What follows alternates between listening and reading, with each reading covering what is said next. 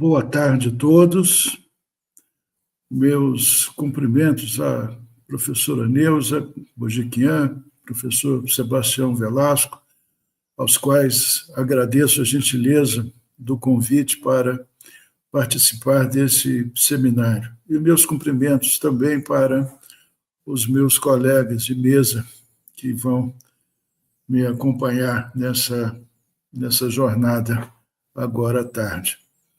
Bom, o nosso tema, a política externa do governo Biden, né? Esse tema nós já vimos acompanhando há algum tempo, né? Já tivemos oportunidade de participar em outros seminários sobre essa questão. E o que tenho a dizer é que a política externa do governo Biden, bem como do governo Trump, que lhe antecedeu e que agora irá suceder, né, para ser adequadamente entendida, deve levar em consideração, para se entender essa política externa, para entender o seu sentido, né, deve-se levar em consideração que o sistema internacional está num processo bastante avançado, né, de contestação e mudança da ordem internacional. Essa era uma questão que, algum tempo atrás, a mudança na ordem internacional era uma questão restrita a determinados círculos do poder.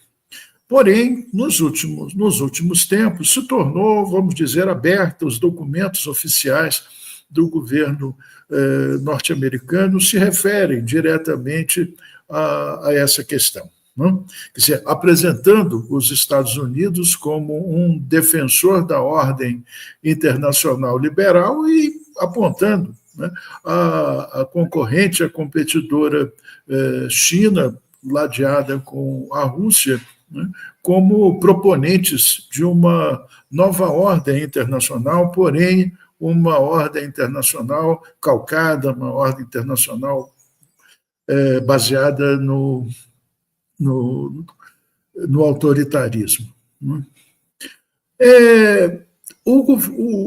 Veja, vamos então tratar de um outro conceito importante para nós entendermos isso. Veja, em primeiro lugar, a moldura é a nova ordem internacional. E a outra questão é a questão da grande estratégia, né?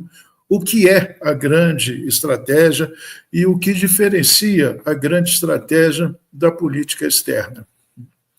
Política externa todos os países têm, né? Todos os países vivem num sistema de estados, né? Estão permanentemente em contato com todos os demais que fazem parte desse sistema, e cada qual procura defender os seus interesses nacionais. Precisa resguardar a sua soberania e obter no meio internacional aquilo que carece internamente para que essa sociedade se desenvolva, evolua, progrida, tal. Agora, a grande estratégia se diferencia da política externa pelo fato de ser uma política externa que almeja o exercício da hegemonia sobre todos os demais estados. Portanto, a grande estratégia é, na verdade, uma política externa reservada às grandes potências que têm recursos econômicos, financeiros, tecnológicos, militares, culturais, e que, portanto, têm a pretensão de exercer sobre os demais uma liderança, impondo os seus interesses, como se esses seus interesses fossem os interesses de todos. a grande estratégia dos Estados Unidos, até um certo ponto, da Segunda Guerra Mundial até o final dos anos 80, não teve nenhum problema. Né? Os Estados Unidos exerciam hegemonia no mundo ocidental em nome do anticomunismo e todas as contestações, né, que se ofereceram foram devidamente reprimidas, foram devidamente suprimidas. Depois da queda do Muro de Berlim, houve um lapso de tempo em que se falou em unipolaridade, né, embora fisicamente não faça sentido isso, mas os Estados Unidos era a única potência com capacidade de intervenção global e portanto, a sua hegemonia foi exercida de uma maneira completamente tranquila. Né? Porém, a partir dos anos 2000, isso foi mudando, né? foi se intensificando. E duas coisas vinculadas uma à outra, né, fizeram essa questão da contestação da ordem assumir uma outra dimensão. A primeira coisa foi a ascensão da China. A China, a partir dos anos 2000, né, em função das reformas que vinham sendo aplicadas desde 78, e depois com o seu ingresso pleno na ordem internacional, né, tendo a sua economia sido reconhecida como economia de mercado, tendo ingressado na Organização Mundial do Comércio, se tornou um membro pleno da ordem internacional e, mediante um crescimento econômico exponencial, passou a disputar a posição com os Estados Unidos. E o outro fato conexo a esse foi a formação do BRICS. Né? Em 2006, 2009, né, formou-se o BRICS, que foi intensificando as suas relações, as suas propostas. A partir de 2014, criou um dispositivo econômico financeiro paralelo àquele criado em Bretton Woods, o novo Banco de Desenvolvimento do BRICS, e o fundo também de recuperação, concorrendo com o FMI, e a partir daí a disputa ficou aberta. Né? Então, nós temos a China disputando com os Estados Unidos a primazia, a hegemonia, ao mesmo tempo sendo com a Rússia o vértice do BRICS. Aí, a partir daí, a luta a questão da ordem, ela se tornou explícita. Né? O governo Trump, né, destoou dos demais governos, daquilo que a gente chama o consenso bipartidário nos Estados Unidos, porque o Trump trouxe uma nova perspectiva, né, estranha a essa da hegemonia. Né? O Trump, mediante uma visão mercantilista das relações internacionais para ele são relações puramente econômicas, comércio, investimento, né? E também numa perspectiva política de causa e consequência direta, objetiva. Né? Então, o Trump simplesmente desdenhou, né? E vai continuar desdenhando, né? Da questão da hegemonia. Né? Agora, o Trump fez isso, foi um desvio significativo, e o governo Biden, né, o sentido do governo Biden, aí chegamos a ele, né, foi de recolocar a questão do consenso bipartidário da luta pela hegemonia. Né? Quer dizer, essa ideia, todos sabemos, é uma ideia antiga nos Estados Unidos, do Destino Manifesto, né? A nação indispensável, como diziam o Barack Obama, quer dizer, os norte-americanos, de uma maneira geral, eles estão imbuídos da ideia de que os Estados Unidos é o Estado mais importante do mundo, deve estar no centro das relações de poder, e ninguém tem o direito de ocupar esse seu lugar. Embora eles tenham ocupado o lugar do Império Britânico, eles consideram que esse lugar só pode ser preenchido por eles. Né? E em virtude desse desdém que o governo Donald Trump manifestou, o governo Biden veio assim com toda a força, mostrando a disposição de recuperar a posição hegemônica. Né? E aí, vejam, recorre a velhos preceitos dos Estados Unidos, né? Velhas ideias geopolíticas, né? de exercício da hegemonia. Né? Que ideias são essas que são relativamente antigas, mas que se consagraram, se cristalizaram na Segunda Guerra Mundial. A primeira delas é que ninguém pode, quer dizer, nenhum Estado pode dominar a Eurásia. E depois, os Estados Unidos têm que ter um papel pivô, um papel central na Ásia. Né? Isso foi uma decorrência da Segunda Guerra Mundial, né? Portanto, essas, vamos dizer, são as condições para que os Estados Unidos exerçam a sua hegemonia. Para ser objetivo, não dispomos de muito tempo para nos alongarmos, né? Isso significou que o governo Biden deu continuidade ao que o seu predecessor democrata Barack Obama já havia feito em 2014 na Ucrânia, né, que foi apoiar as provocações e a guerra que a Rússia fez à Ucrânia. Como para a hegemonia norte-americana liderar a OTAN é extremamente importante, o que o Donald Trump desprezava, podemos assim dizer. Né? Então, um dos pontos do governo, um dos pontos fortes do governo Biden foi emprestar, né, todo o seu esforço, todos os recursos necessários para que o senhor Zelensky, à frente da Ucrânia, enfrentasse a Rússia. Né? Essa é a ideia de que a Alemanha, a Rússia não pode ter uma relação de cooperação, de integração com a Alemanha, porque ocupa a Eurásia. Né?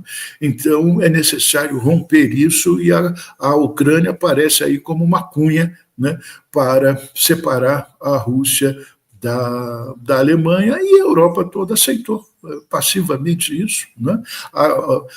Aceitou a ideia, admitiu, tomou como verdade, né, a ideia de que a Rússia tem um plano de se estender, de criar um império, de invadir a Europa Ocidental, coisas assim, ideias, na verdade, bastante pueris, mas que circulam, foram admitidas e são assim, apresentadas pelos europeus como uma verdade e dando, portanto, justificativa para todo esforço de guerra contra a Rússia por meio da Ucrânia. O outro ponto é a China. Não é? Agora, a relação com a China é diferente, porque os russos, vamos simplificar, não aceitam provocação. Não é? Então, os russos têm uma sensibilidade nacional muito aflorada, né? Afinal de contas, os russos formaram seu Estado Nacional resistindo né, a invasões de todo tipo, desde os tempos mais remotos até a invasão do Hitler. Né? Então, os russos têm uma sensibilidade nacional muito grande para essas coisas. Ao passo que os chineses é diferente. Os chineses têm uma tradição pacífica, né? Os chineses não se envolvem em guerras. A última guerra que eles envolveram foi contra o Vietnã, que agrediu seus aliados do Camboja. Isso foi uma coisa muito, muito curta, muito passageira. Né? E os chineses têm uma ideia de hegemonia, sim. Mas como são movidos por determinados princípios muito, muito antigos que soldam a civilização chinesa, né, eles não dão oportunidade, né, aos Estados Unidos para fazer o que fizeram com a Rússia. Né? Agora, o calcanhar de Aquiles, né, a questão sensível, há uma questão sensível a Taiwan. Né? Então, o governo Biden, quer dizer, fez todo o esforço, primeiro, para formar coalizões militares no Oriente, no Pacífico. A mais importante delas é com a Austrália e com a Grã-Bretanha, um acordo militar nuclear, e depois alardeando a todo momento a possibilidade da República Popular invadir Taiwan. Né? Em um dos textos que eu publiquei no OPEU, um deles intitulado O Partido da Guerra, né? Ali eu procuro mostrar com bastante clareza, né, isso que eu estou expondo agora. E uma outra coisa que eu considero muito importante, que é a seguinte: no governo Biden, né, a ideia de que a guerra é a guerra mundial, a guerra contra a Rússia e com a China, é uma coisa iminente. Né? Tanto no Congresso como nas Forças Armadas se trabalham abertamente com essa hipótese, né? Com a hipótese da guerra. Né? Um estudo preparado pelo Ministério da Defesa, inclusive, né, chega ao ponto de dizer que o momento para fazer a guerra é agora, tendo em vista o crescimento do poder naval chinês e a capacidade industrial chinesa de construir e pôr no mar navios, né, faz os americanos estimarem que depois de 2030 não vai nem ser interessante fazer a guerra, porque será a derrota certa. Portanto, o momento de impedir que a China se torne uma potência hegemônica e imponha uma nova ordem internacional é agora. Esse tipo de raciocínio, ele circulou, né? Ele circulou tranquilamente no governo Biden. Né? Quer dizer, portanto, do ponto de vista meu, estou olhando aqui para o tempo, do ponto de vista os pontos fortes do governo Biden, então, foram esses. Né? A ideia de que os Estados Unidos não têm que assegurar a posição hegemônica, né? Que a China é um perigo, né? E, portanto, a guerra é inevitável. Naturalmente que isso tem uma tradução na área econômica, né, com o protecionismo, com a competição na área tecnológica. Né? Então, o governo Biden, em linhas bastante gerais, foi isso. Quais são as perspectivas do governo Trump? O Trump não está preocupado com a hegemonia, né?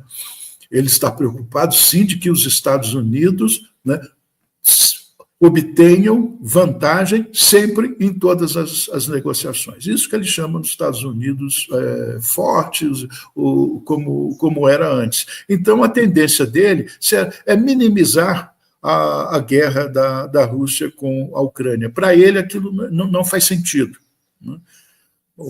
É uma guerra que não faz qualquer sentido. Gastar dinheiro com aquela guerra é um desperdício de recursos, enquanto faz todo sentido para os democratas, para o Partido da Guerra, como eu falei, para o Trump aquilo não faz qualquer sentido. O que faz sentido, sim, é a intensa competição com a China.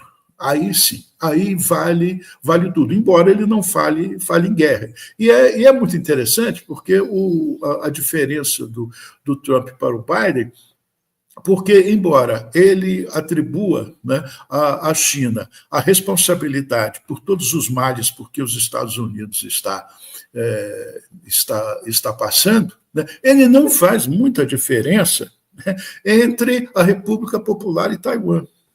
Por quê? Porque Taiwan também está na vanguarda tecnológica e porque são chineses. Então, ele não se mostra assim disposto a ir à guerra contra a China por causa de Taiwan. Isso também é outra coisa que não faz sentido para ele. Na medida que a guerra para ele é uma guerra econômica, né? Ele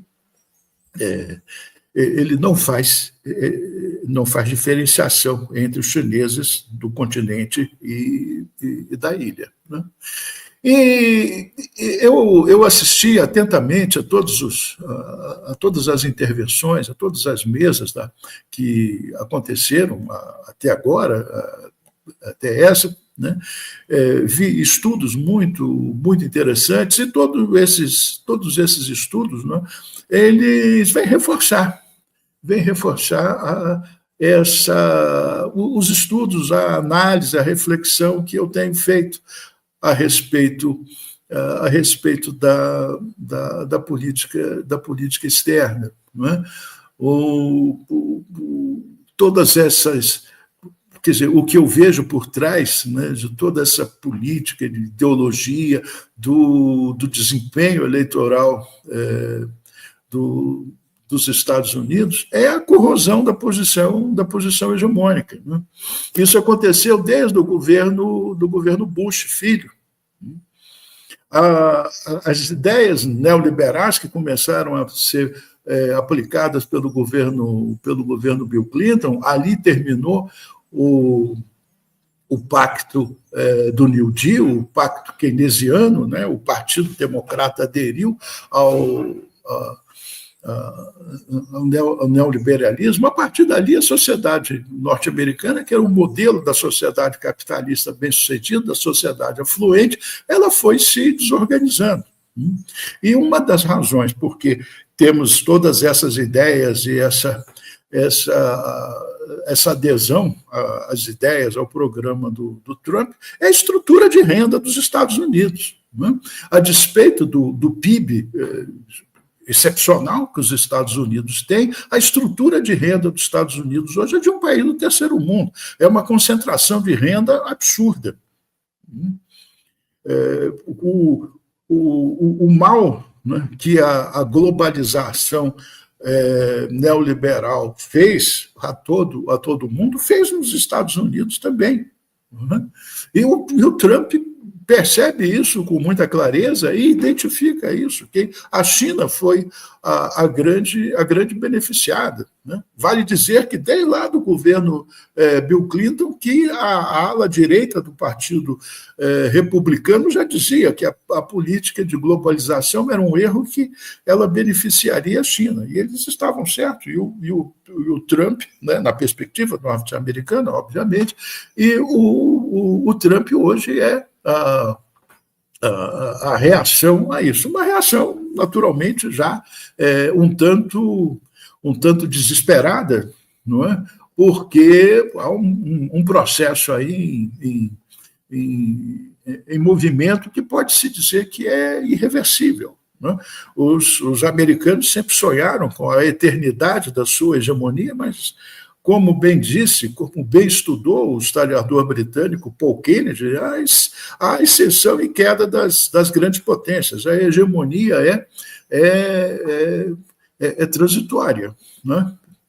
portanto, nós nos aproximamos cada vez mais do desfecho dessa política. Não é? Então, eu penso que esses dois conflitos, né, que existem hoje no mundo, são conflitos perigosos, o tratamento que lhes proporcionará o Trump é diferente. Né?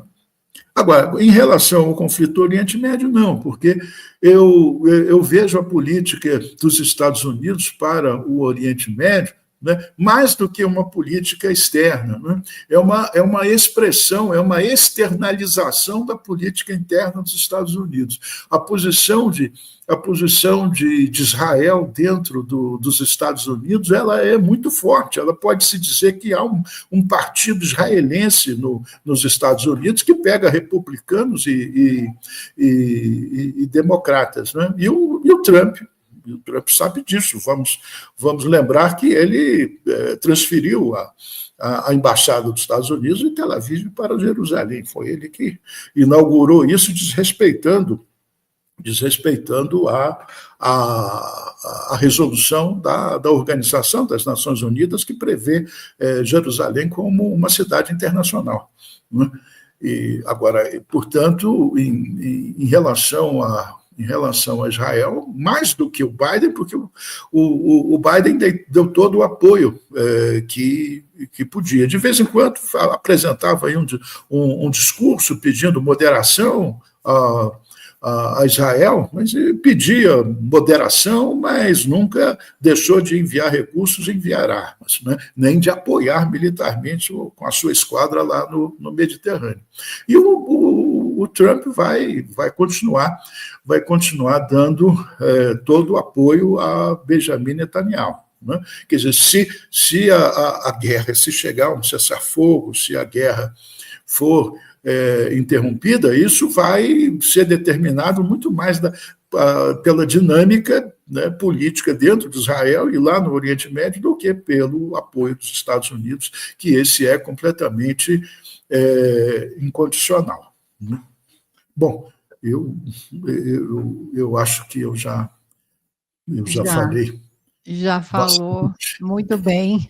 Já falou muito bem. Estou dentro do tempo, Neuza? Está dentro do tempo. Você foi que ali, bom. ó.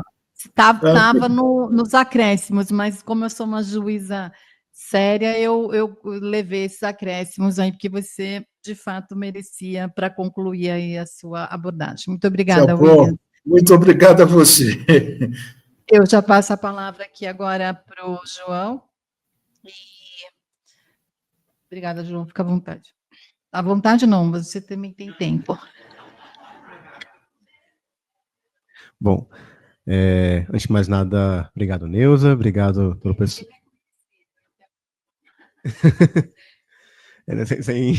Não precisa apresentar tanto assim, né? Mas boa tarde a todos, boa tarde, obrigado, Neuza, né, pelo espaço, obrigado pessoal do INEU.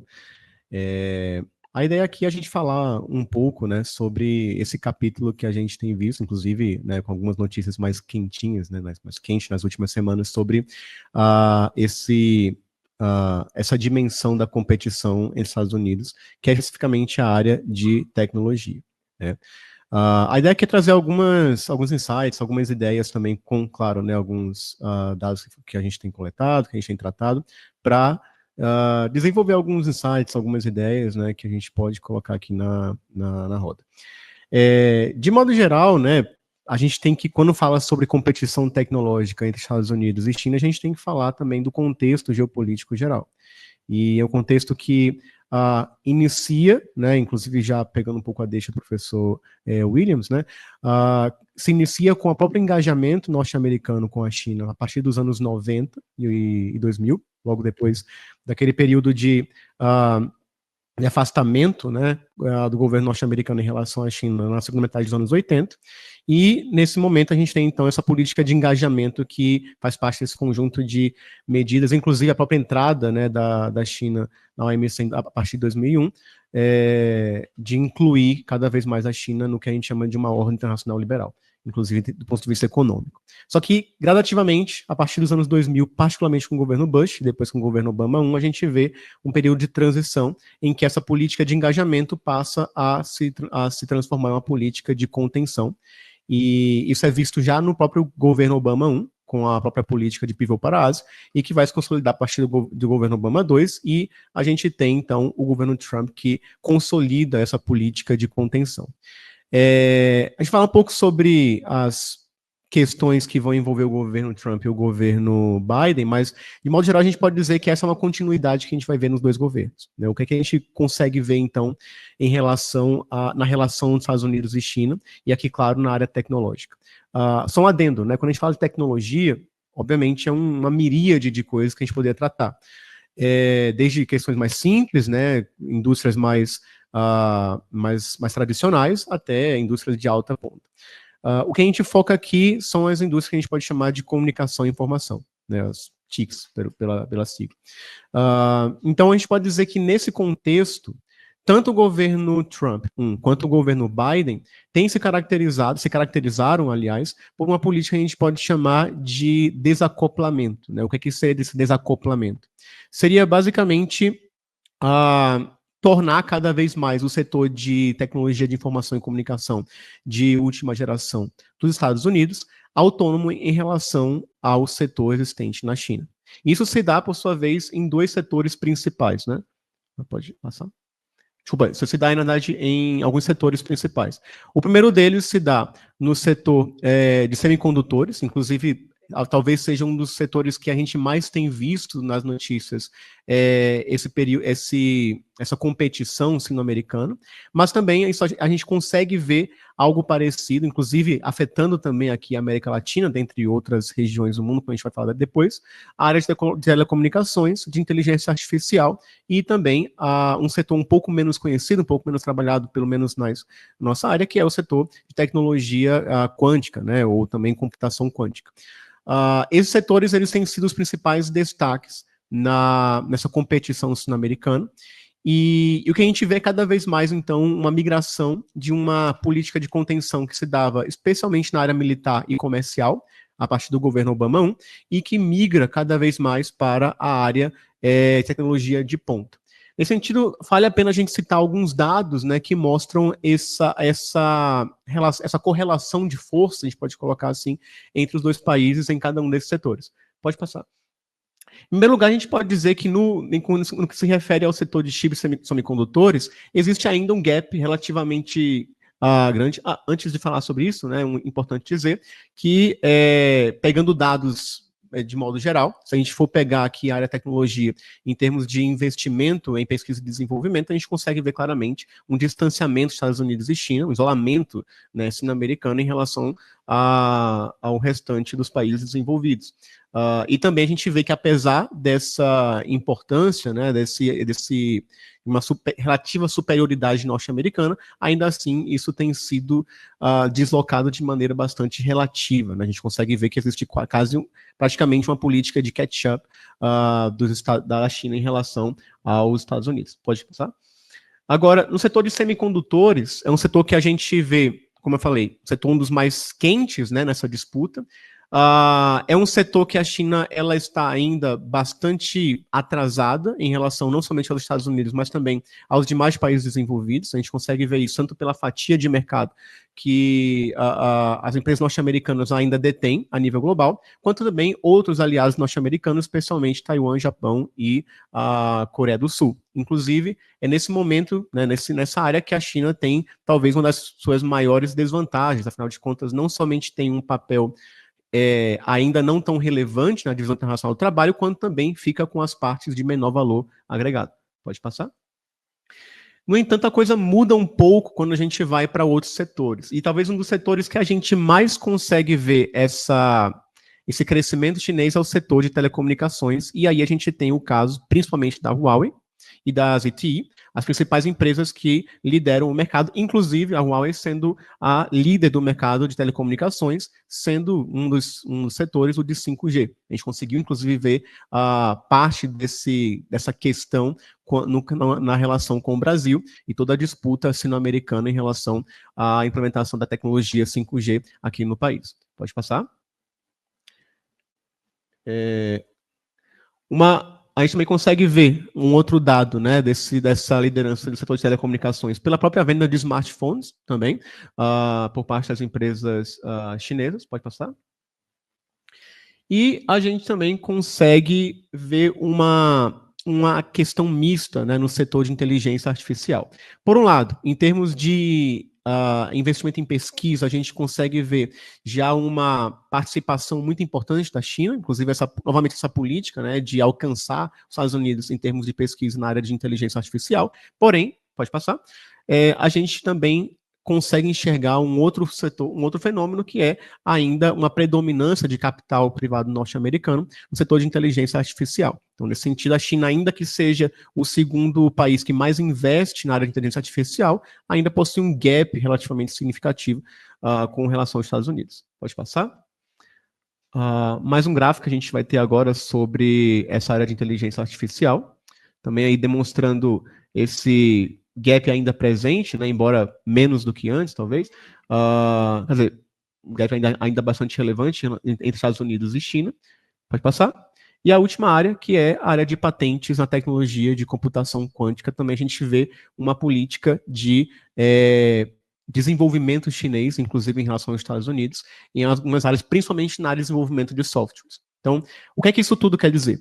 Que no momento atual, a gente está vendo alguns setores de ponta, tecnologia de informação e comunicação, no qual, apesar de haver ainda uma capacidade norte-americana de resposta bastante relevante e um domínio do mercado em alguns setores, por outro, a gente consegue ver, sobretudo nos setores de telecomunicações, uma predominância chinesa. Inclusive, sobre isso a gente vai ver algumas reações do governo norte-americano e uma tentativa de superação do atraso. Aliás, tentativa não, né? Uma coisa que está acontecendo já, que é essa superação desse atraso, a gente pode dizer, chinês em relação a outros setores de tecnologia de informação e comunicação. Pode passar? Bom, então, quais que têm sido as estratégias que o governo Biden e o governo Trump tiveram e que a gente pode colocar uma certa continuidade nesse sentido?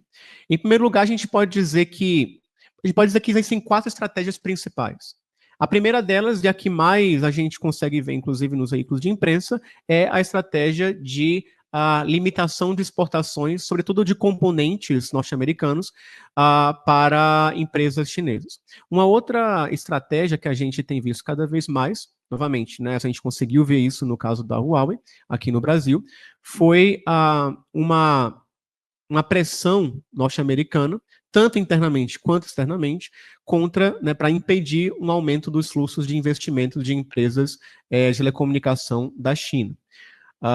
E, claro, tecnologia, né, de informação e comunicação de modo geral. Em terceiro lugar, a gente também vê um outro processo, muito mais interno, né, norte-americano, que é um certo desacoplamento de capital humano. E, por fim, uma estratégia também, aí eu diria que menos negativa e mais no sentido positivo, de aumentar o grau de investimentos internos norte-americanos, internos e externos norte-americanos, para superar o atraso em algumas áreas, sobretudo no setor de telecomunicações.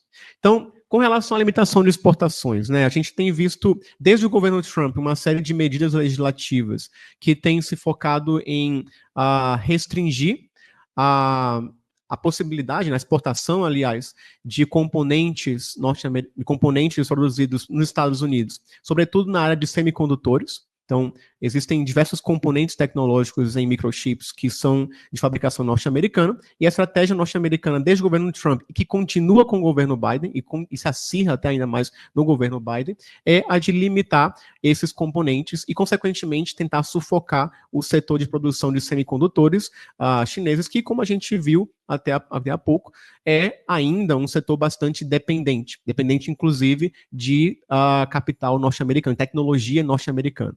Isso sim tem sido bastante danoso, né, por um lado,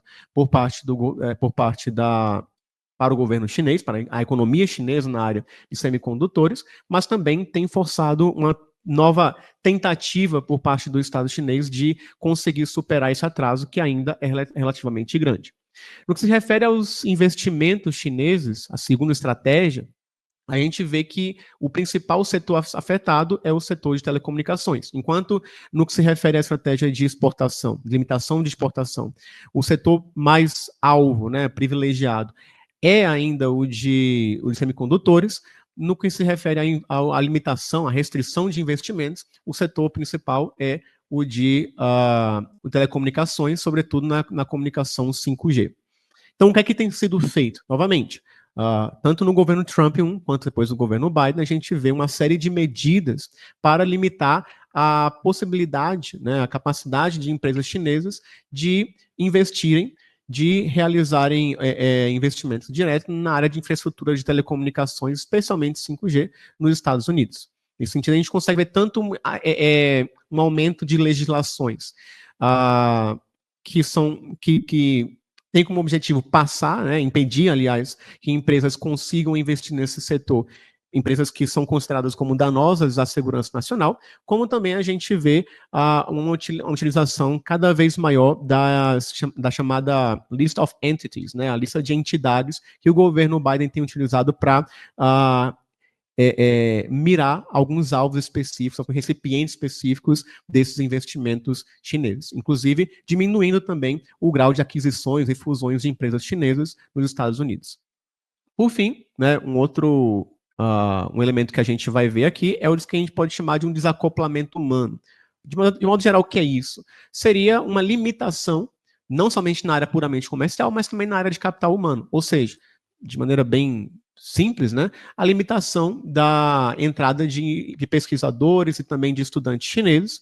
Isso foi algo que começou principalmente no governo Trump. A gente tem a iniciativa chinesa, né, sendo o principal iniciativa governamental de diminuição, ou pelo menos de restrição de cidadãos chineses que poderiam entrar nos Estados Unidos, supostamente, né, investigados por acusações de espionagem econômica, de hacking, de sabotagem, qualquer outra, né, outra acusação, enfim, né, infundada ou não.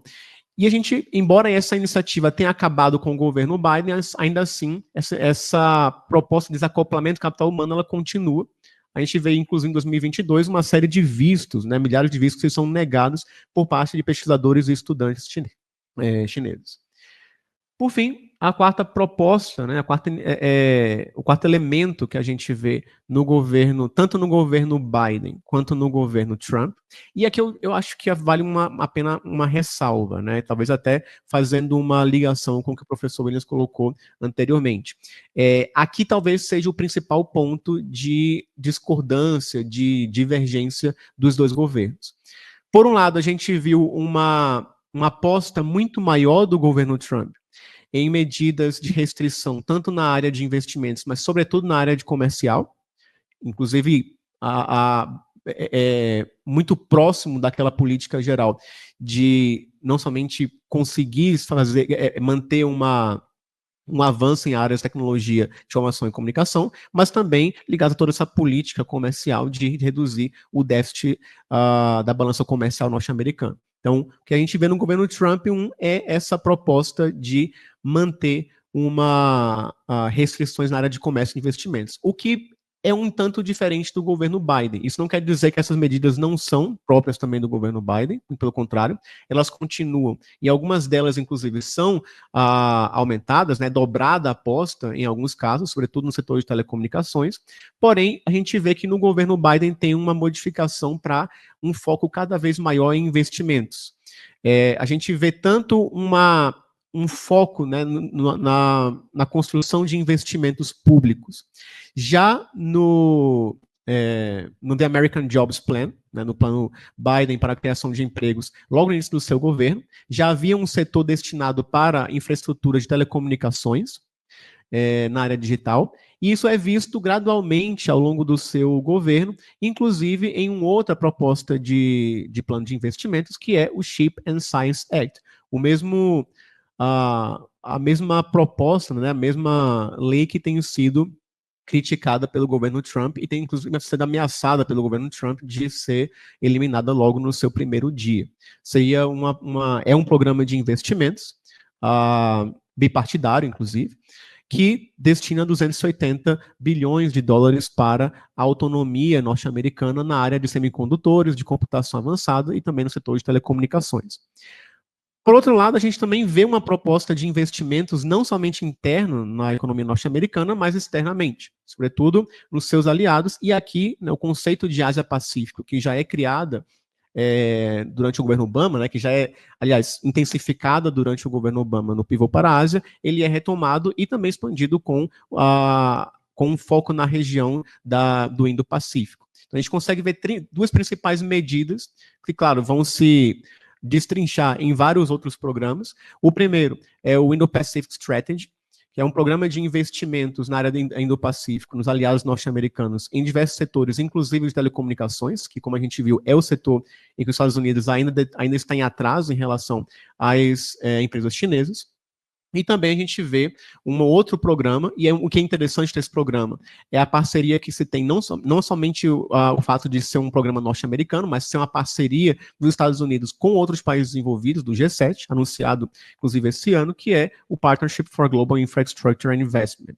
É um programa de investimento em diversas regiões, não somente em países envolvidos, mas na América Latina, na África, inclusive, na região do Indo-Pacífico, em vários países que aderirem ao programa, não somente no setor de tecnologia de ponta, claro, mas, novamente, aqui a gente tem um foco em setores de conectividade, sobretudo na área de infraestrutura de telecomunicações. Então, claro que esse é um sumário, né, das políticas que a gente vê no governo Biden e no governo Trump. Nesse sentido, a gente pode dizer que existe uma certa continuidade, mas uma continuidade que vai, nessa área de investimentos, ter a sua principal divergência. Inclusive, muito ligada à própria política, né, externa que os Estados Unidos, que o governo norte-americano, cada um dos governos norte-americanos vão adotar em seus momentos. Então, em vista desse momento, né, o que é que a gente pode esperar para um governo Trump? E claro aqui, né, tratando de uma perspectiva de um governo que ainda vai se iniciar, que ainda não tomou, obviamente, nenhuma medida efetiva, porque ainda não se iniciou. Então, primeiro, o que é um tanto intuitivo, né, mas que precisa ser reforçado, existe desde já uma proposta, inclusive com o próprio gabinete também que foi escolhido, né, pelo governo Trump, de acirrar essa disputa tecnológica com a China. A gente vê algumas figuras centrais nesse sentido que foram importantes tanto no governo Trump 1 quanto no governo Biden, nessa postura mais hawkish, né, mais dura e agressiva com relação à China. Talvez o nome que mais se destaque é certamente o nome do Marco Rubio, um dos principais opositores nessa disputa tecnológica sino-americana, no Congresso norte-americano.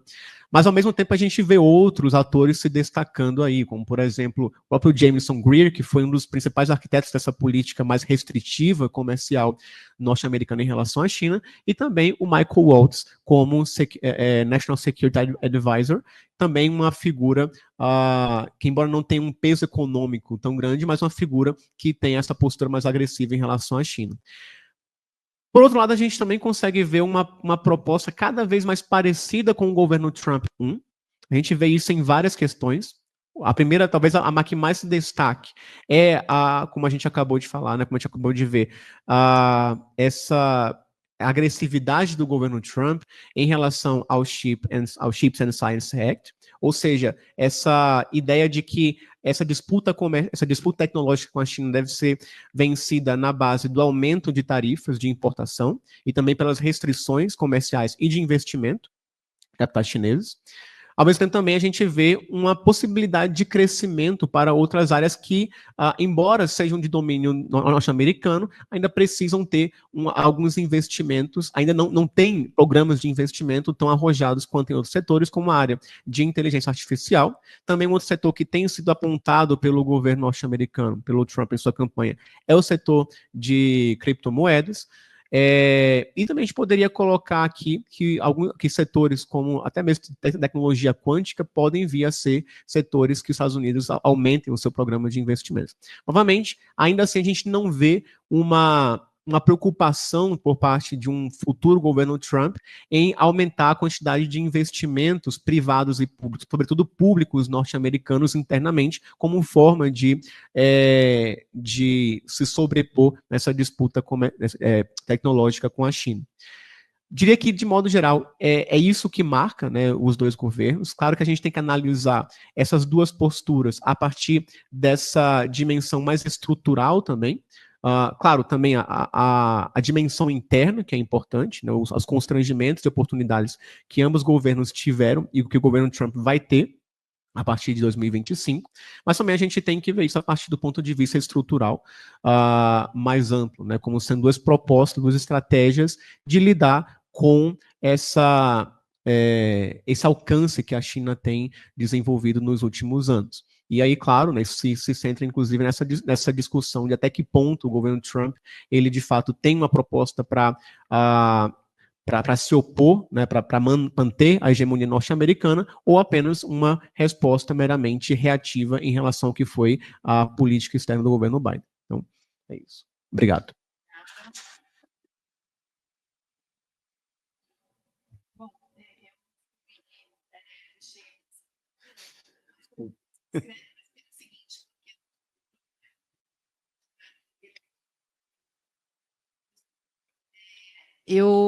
A gente está com um problema de conexão com o Jaime. Ele não está atendendo o telefone. Alô? E também não. Alô? Chegou.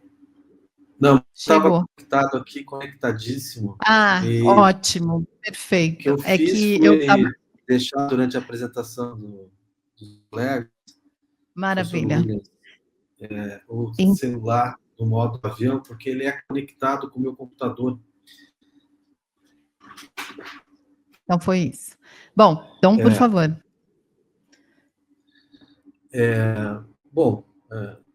Quero cumprimentar todo mundo que está aí. Não os vejo, mas vocês me veem, né? Eu vou dizer o seguinte, essa apresentação aqui é uma apresentação meio artesanal, no sentido de ser um esboço de um artigo que tenta pensar um pouco no âmbito de um projeto que eu estou coordenando aqui na UFSC, que tem iniciativa apoio do INEU, né? A ordem em transição, né? Que eu estou chamando de ordem em transição. Eu peço desculpas que eu não pude acompanhar as mesas da manhã, mas sim as da tarde, por conta do encerramento do semestre aqui. As últimas aulas na pós-graduação foram justamente hoje de manhã, né? E, além de tudo, eu estou em banca, né, que o pessoal aqui está defendendo seus trabalhos aí de conclusão de curso, tudo nessa semana. E fico muito... lastimo muito de não ter assistido minha colega de UFSC, a Camila, a professora Camila, hoje de manhã também. Eu vou dividir em 3 partes essa apresentação, deixa eu colocar aqui um tempinho para cronometrar, né? E a primeira parte, eu vou tratar um pouco daquilo que eu estou chamando de contexto de tempos de guerra e transição. A segunda, a questão econômica, enquanto um instrumento de competição na rivalidade interestatal. E depois eu vou entrar especificamente nesse aspecto, na questão das sanções financeiras. E, por fim, um balanço breve das sanções no governo Biden e no governo Trump, né? Eu vou começar aqui lendo uma declaração da secretária do Tesouro dos Estados Unidos, a Janet Yellen, de 13 de abril de 2022, que está no livro La Guerra Capitalista, do economista italiano chamado Emiliano Brancaccio, que desenvolveu todo um estudo sobre centralização do capital, concentração do capital e os seus efeitos do ponto de vista do que ele está chamando de guerra intercapitalista e guerra interestatal. retomando algo que foi eventualmente negligenciado nas últimas décadas, que é a tese leninista do imperialismo. Esse trecho da Yellen está no livro, né? E abrindo aspas, né? Diz ela: nosso objetivo deve ser alcançar um comércio livre, mas seguro. Vamos fazê-lo com países com os quais sabemos que podemos contar. Favorecer o friendshoring das cadeias de suprimentos, contando com um grande número de países confiáveis, de modo que possamos continuar a garantir acesso ao mercado, que reduzirá os riscos para a nossa economia. Tendo a ver o friendshoring como um grupo de parceiros com os quais nos sentimos em sintonia com a nossa geopolítica. Poderíamos, então, continuar a usufruir dos benefícios da eficiência da produção, tendo um grupo de parceiros que trabalha para proteger as cadeias de suprimentos e torná-las mais resistentes. Friendshoring, já vimos isso em ação. Ter um grupo de países que aderem de todo o coração a um conjunto de normas e valores sobre como operar a economia global e como gerenciar o sistema econômico global. Precisamos aprofundar nossos laços com esses parceiros e trabalhar juntos para garantir que possamos atender às necessidades de matérias-primas essenciais. Bom, eu parto de um ponto, né, que vou colocar aqui, o ponto de quebra da globalização, que é 2008. Eu acho que a crise de 2008 ela é sintomatologia daquilo que o Gramsci falava de uma crise orgânica, que se inicia ali, né, e que dá início a um processo de desconstrução ideacional, do ponto de vista da possibilidade de questionamento dos princípios liberais, neoliberais norteadores da ordem pós-1970. Né? E o segundo ponto, que é a guerra da Ucrânia. Né? Num artigo recente que foi publicado no Brasil, que também eu estou utilizando, o Brancati ele fala de uma guerra junto com o André Califano, que é um jovem economista que está no Brasil, inclusive, que está vindo participar do projeto do INEU, agora mais recentemente. Eles chamam a atenção, né, para o fato de que essa guerra na Ucrânia não é o começo de uma guerra.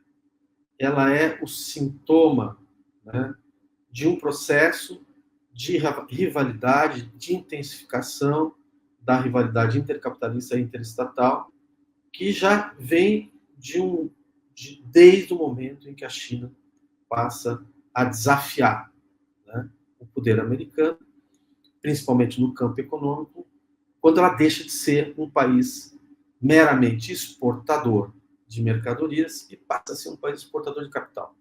Né? E eu quero dizer com isso o seguinte, eu estou de pleno acordo com ele.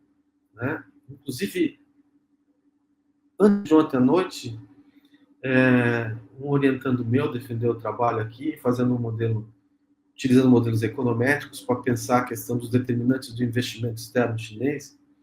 E é interessantíssimo, né, como as conclusões dele mostram, né, uma estratégia pensada, né, que se divide entre a estratégia, que é uma estratégia microeconômica do capital chinês, do ponto de vista do investimento externo direto, e uma estratégia política e geopolítica do Partido Comunista da China, no que se refere ao desenho e à orientação, né, do movimento desse capital e também do movimento, né, dos que se chama de financiamento, ou seja, do investimento de projetos e da ajuda externa financeira internacional.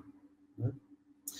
Então, fundamentalmente, eu concordo com isso que o Brancati e o Califano estão colocando em relação, né, a essa guerra recente ser uma guerra inserida num contexto de uma disputa intensa, né, que já tem, em 2008, uma sintomatologia, né, como se fosse um break-even point.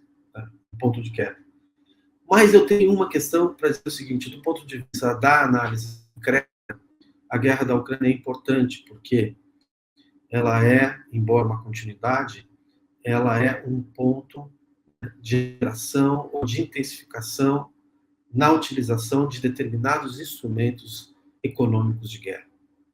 E aqui eu vou dizer o seguinte, né? Há um certo consenso na literatura que eu tenho pesquisado de que os instrumentos de guerra econômico, e aí a gente pode falar da bomba dólar, pode falar do aspecto específico da hegemonia do dinheiro, mas não só, né?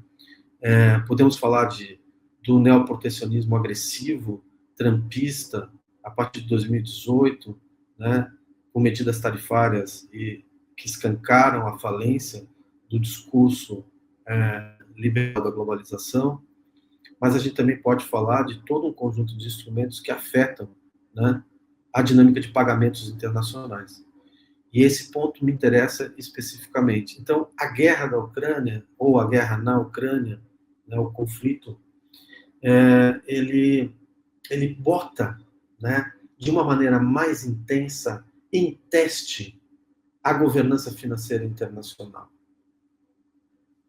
Então, veja só, eu estava aqui agora pensando, né, também num determinado consenso de que a gente tem um crescimento progressivo da utilização de sanções econômicas vis-à-vis outros tipos de sanções não econômicas, em termos estatísticos, né?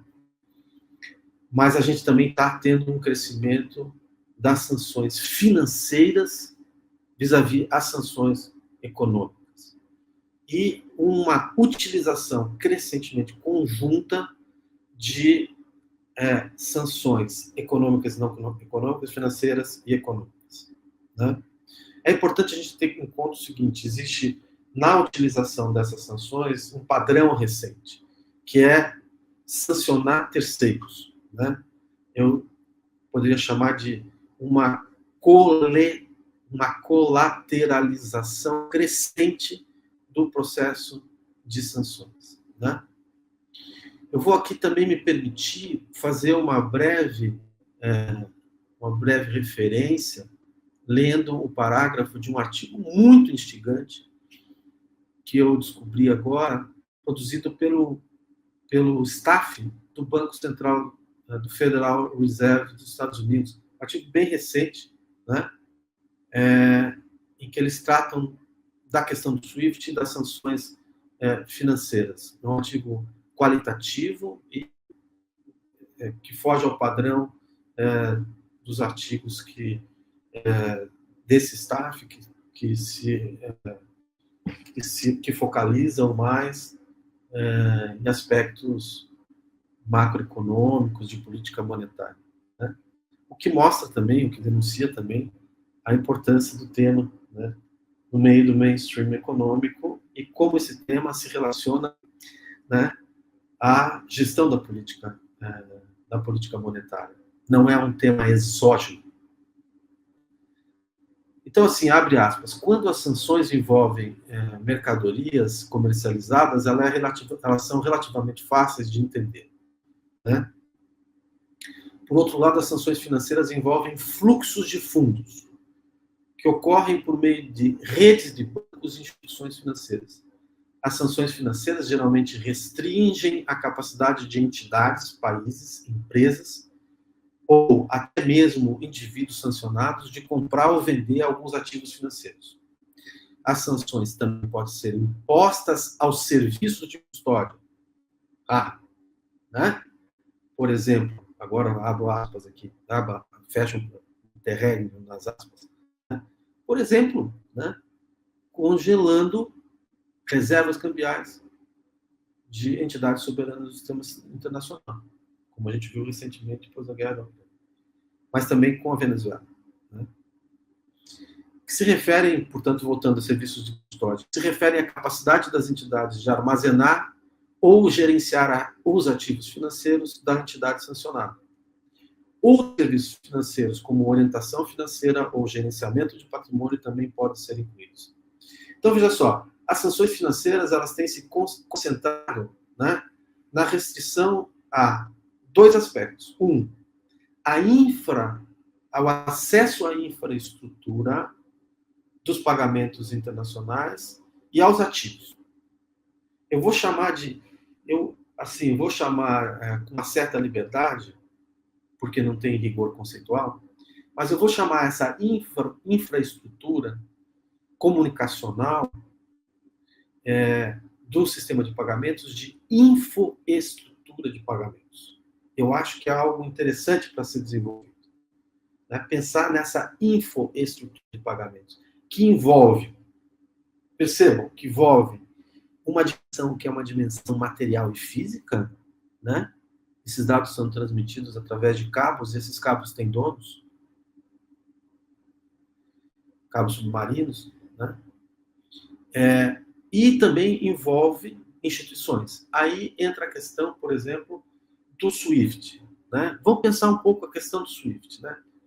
Que é um sistema, né, que surgiu em 73. Uma curiosidade, o SWIFT, né, que é um sistema internacional de registro de pagamentos. Vou detalhar um pouco melhor isso, mas de uma maneira muito breve. Né? O SWIFT ele surge em 73. E veja só, por que surge o SWIFT? Né? Um sistema de registro de pagamentos e estandartização, né, dos pagamentos. Ou seja, o SWIFT é uma organização internacional de fins não lucrativos, que envolve entidades e países que se uniram para evitar uma alteração técnica em 1973, produzida pelo Citibank, né, que substituiria o telégrafo e poderia dotar o Citibank com o monopólio comunicacional dos meios de pagamento. Né? Então, assim, nesse momento, o SWIFT surge como uma reação a essa possibilidade. Então, um conjunto de entidades e países se reúne e cria essa entidade, que é uma entidade, né, sem fins lucrativos, que tem uma sede na Bélgica e que tem, né, dois sistemas de pagamentos, basicamente, um na Europa e um nos Estados Unidos. E é importante também a gente ver o seguinte, que esse sistema, ele é um sistema que não obedece, né, a um, digamos assim, a um governo internacional.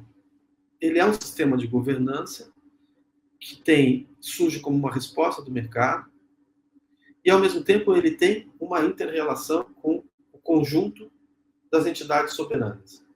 E ele vai ser testado ao longo do tempo.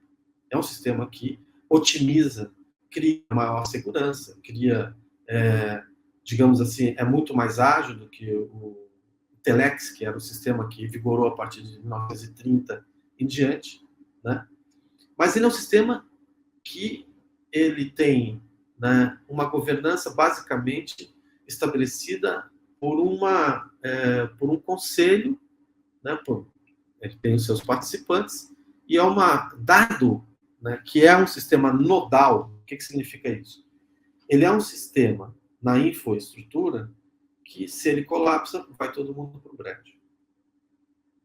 Então, alguma coisa tem que ter. Então, você tem 15 bancos centrais que se articularam em determinado momento para tentar criar algum tipo de supervisão e algum tipo de padronização. Né?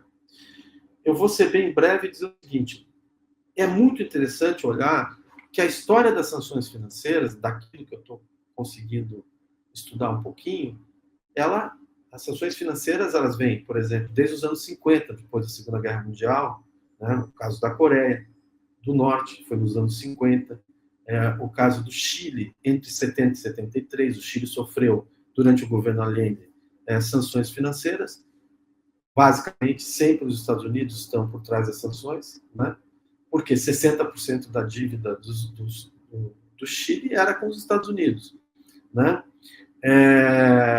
A gente teve, na sequência, sanções financeiras contra, né, a África do Sul, na década de 90. Agora, vejam só que coisa interessante. O SWIFT, o sistema, né, eu falava que as sanções financeiras elas obedecem duas formas, basicamente. Uma é sobre ativos e outra é sobre acesso ao sistema de pagamentos, de registros, né? Você ser tirado desse sistema significa que você vai ter um enorme problema. Só que, assim, o SWIFT sempre foi resistindo, né, a qualquer tipo de ingerência no sentido de aplicar sanções contra alguns dos seus membros, até, basicamente, o caso de Myanmar, né, em 2004. Tá? Mas mesmo naquele caso, que foi quando os Estados Unidos pediram, né, que fossem desligados os bancos de Myanmar do sistema SWIFT, o SWIFT resistiu. A primeira vez que o SWIFT vai aceitar um desligamento vai ser a partir do caso do Irã, a partir de 2014. Né? E o Irã volta para o sistema entre 2015 e 2018, daí 2018 ocorre, né, que os Estados Unidos se retiram do acordo, né, nuclear com o Irã e o SWIFT volta a sancionar.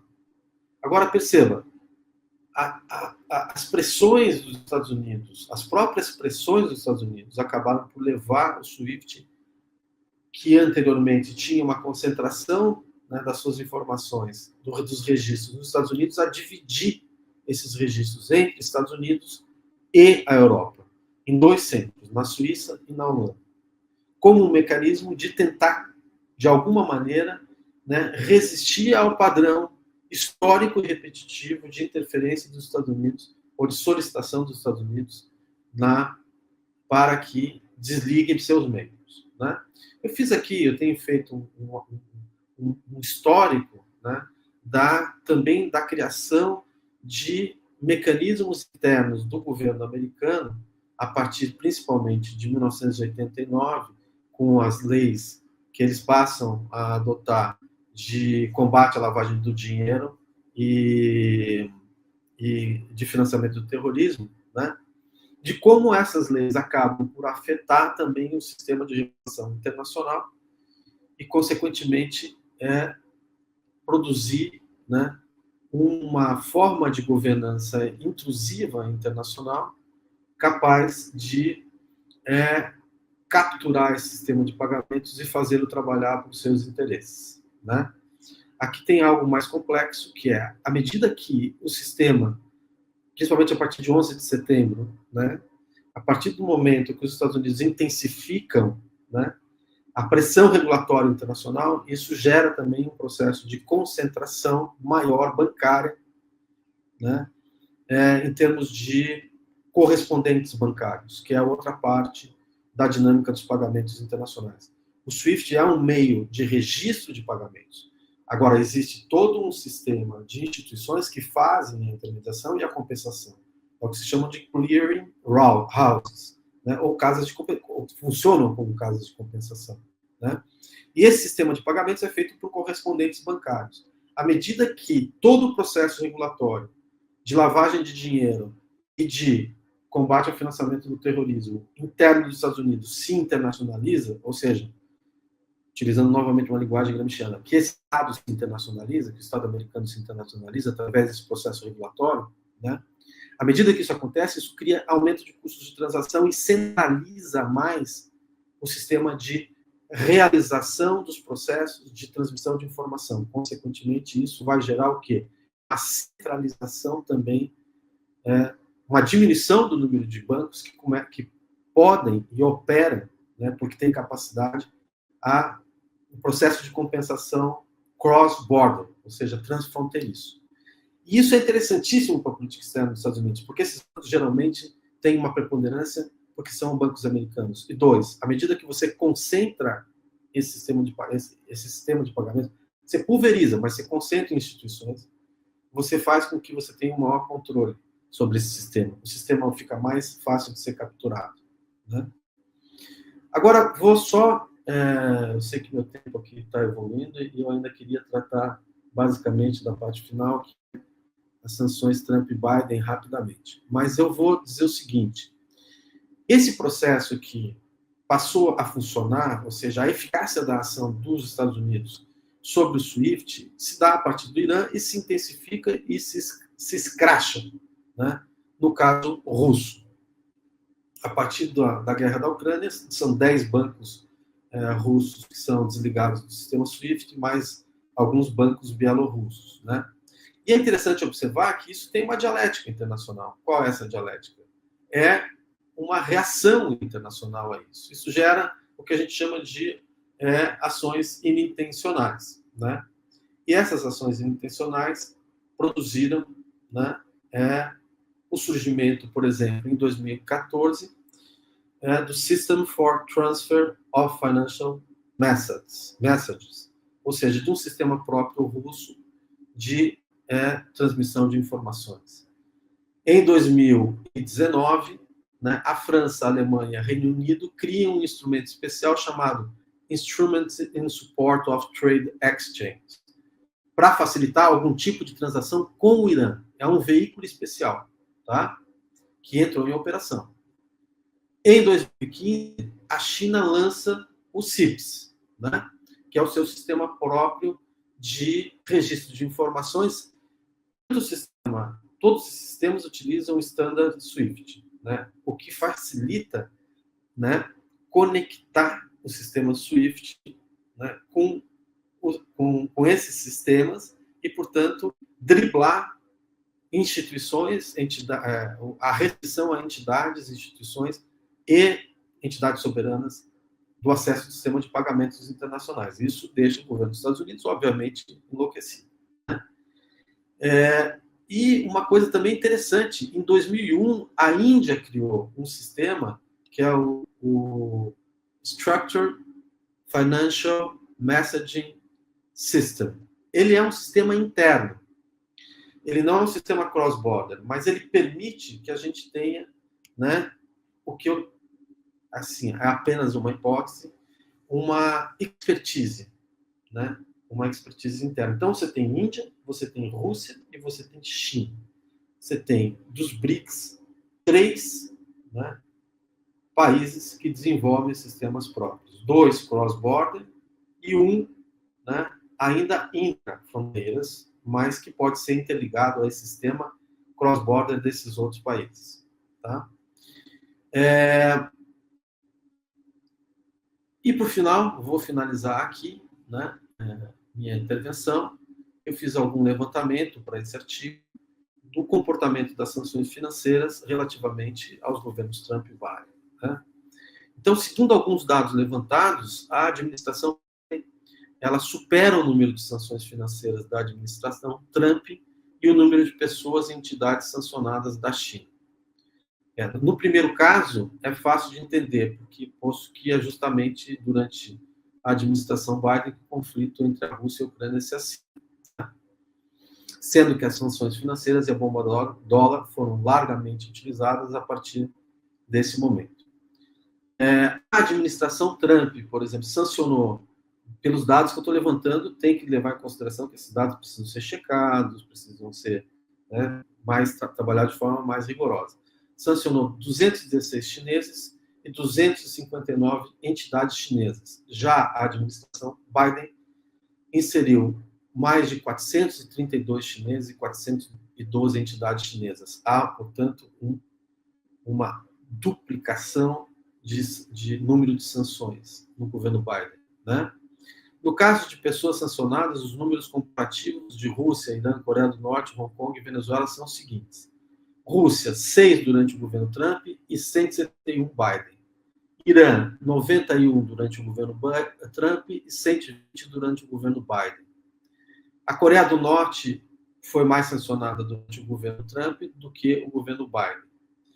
No caso de Hong Kong, há uma especificidade por causa dos protestos de 2019 e 2020, né? E aí o governo Trump, a concentração de sanções financeiras se deram no governo Trump. No caso da Venezuela, é sugestivo, porque nós tivemos 2 sanções do governo Trump e nós vínhamos com 0 sanção do governo Biden até abril de 2024, né? E há uma semana, onde nós tivemos 21 agentes públicos da Venezuela sancionados pelo governo Biden. Né?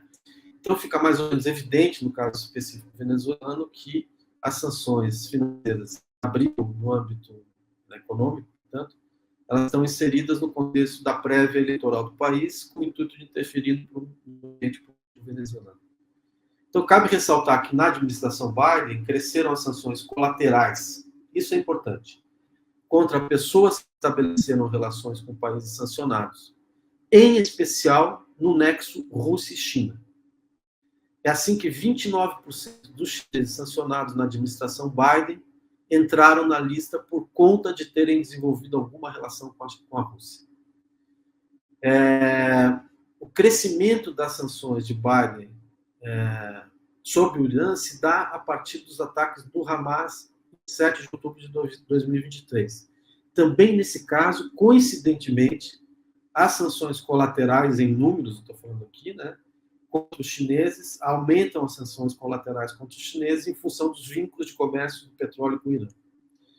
Então, no caso da China e Rússia, há um crescimento expressivo de sanções financeiras vinculadas à modernização militar chinesa, ou seja, contra empresas que prestam algum tipo de suprimento de tecnologia no setor, bem como aquelas que entram nos esforços de guerra da Rússia.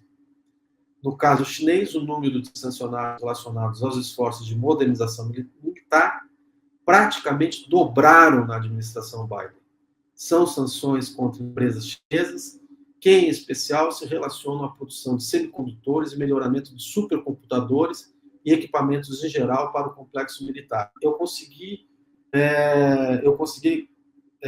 puxar listas oficiais do governo americano que precisam ser melhor trabalhadas das empresas e entidades chinesas sancionadas. Né? Com esse vínculo, né? São indústrias como a Huawei, né? Que tem esse vínculo civil-militar. Né? Nesse aspecto, há também restrições impostas a essas empresas em termos de acesso ao mercado de capitais nos Estados Unidos, seja para IPO, seja para investimento em securities emitidas por essas empresas.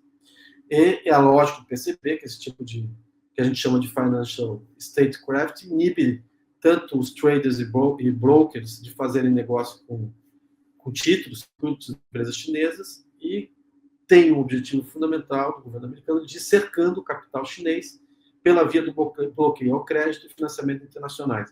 E aí eu volto ao início, exatamente nessa fase que a China está de exportação de capital. Então, finalizando, né, o padrão contemporâneo utilizado de forma crescente e sistemática pelas administrações dos Estados Unidos, tanto o Trump como o Biden... Jaime, você tem 1 minuto. Tem sido aumentar os mecanismos de guerra econômica pelo neoprotecionismo, ou seja, controle de exportações e importações de forma marcante, e de forma marcante as sanções financeiras. Né? Eu quero finalizar dizendo que não coube aqui fazer um balanço da eficácia das sanções aplicadas, mas eu procurei focalizar na definição dos padrões de sanções e em focalizar mais especificamente no panorama geral das sanções financeiras. Né? Mas, fundamentalmente, o que a gente está é diante de um processo de ação agressiva de cercamento à etapa de exportação do capital chinês. E esse, para mim, é o ponto central que remete novamente à disputa intercapitalista na era do monopólio e da centralização do capital. Agradeço. Muito obrigado pelo tempo utilizado aí, viu? Obrigada.